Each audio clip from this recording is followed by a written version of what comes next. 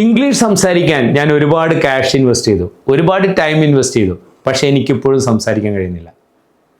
English സംസാരിക്കാൻ കഴിയാത്തതിൻ്റെ കാരണം നമ്മൾ മലയാളത്തിൽ ചിന്തിച്ചുകൊണ്ട് ഇംഗ്ലീഷ് സംസാരിക്കുന്നു എന്നുള്ളതാണ്.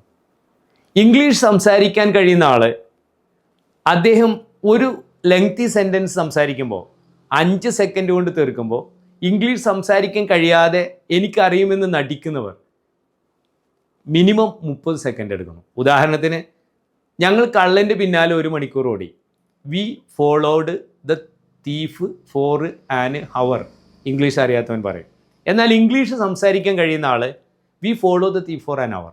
എങ്ങനെയാണ് ഈ ഒരു ട്രാൻസിഷൻ സംഭവിച്ചത്? ഇവിടെ 4 ടെക്നിക്സ് നമ്മൾ യൂസ് ചെയ്യുന്നുണ്ട്.